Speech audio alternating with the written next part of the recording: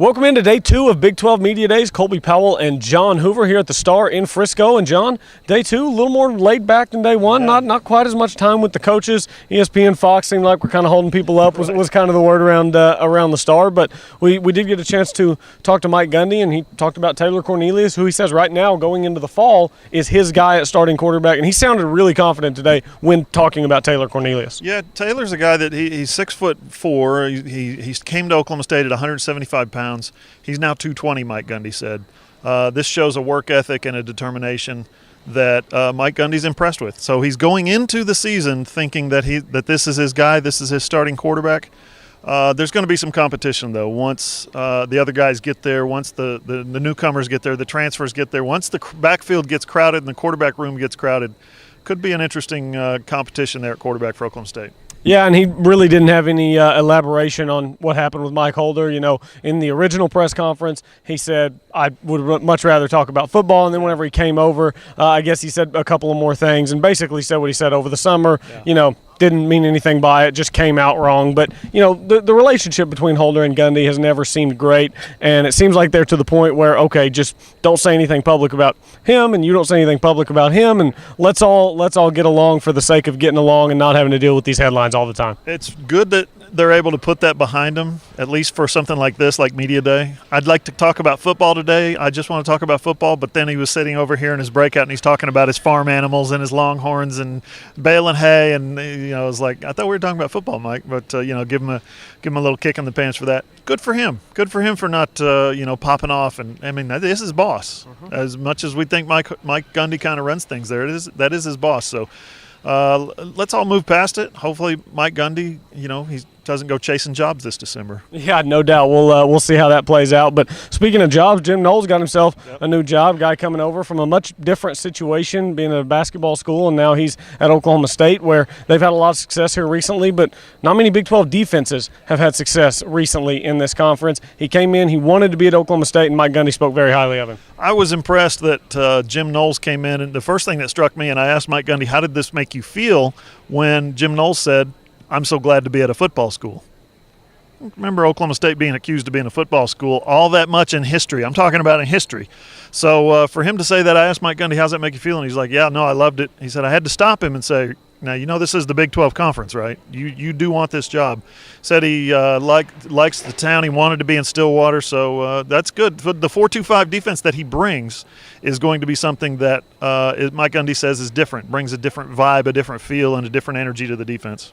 Yeah, and then whenever you look at some of the other coaches who were here, Tom Herman, he was asked about all of his quarterbacks, spoke about Sam Ehlinger wanting to get better throwing the ball around, and Buechele needing to learn how to lead some more. And then you got the freshmen in Casey Thompson and Cameron Rising, who both came in that same class. You don't know with the new redshirt rule if either of those guys will see some time, but he spoke about that as well as many other things throughout the day. Yeah, I thought Tom Herman, he got a couple of questions about his quarterback, and he was over here in the breakout session for quite a long time.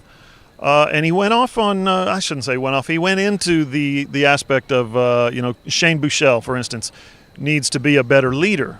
Okay, he needs to be more enthusiastic and more emphatic about his leadership. Sam Ehlinger, on the other hand, had a broken wrist in high school, needs to overcome that, and didn't really heal right, and so he's got this hitch in his delivery. He said he threw the ball this offseason and this past spring harder and with more velocity than he's seen. So he's encouraged by, I think both guys are stepping up. The question becomes, is one of those freshmen better? That's what's going to be a dilemma for him moving forward at Texas. Yeah, no doubt. And then you look at Bill Snyder, who joined us on the franchise. He had some great things to say. I thought the best moment with Bill Snyder was you asked him about his toughness, something that his players talked to you about whenever you interviewed him back at the spring game. And Bill Snyder, when that guy talks, people stop and they listen, and it's easy to see why.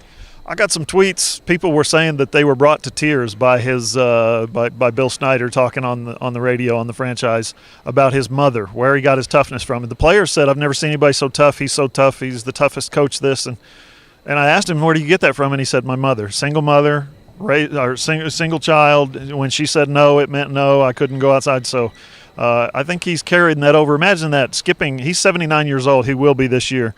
Skipping a generation from his mom to his players, that has to leave an impact. Yeah, no doubt. It definitely does. Also, a couple other coaches, Holgerson and Rule, were both here today. Holgerson with West Virginia. Obviously, Will Greer is kind of the talk of the town as the quarterback in this conference, somewhat of a Heisman contender early in the season, and expectations are higher for West Virginia than they've been in a long time.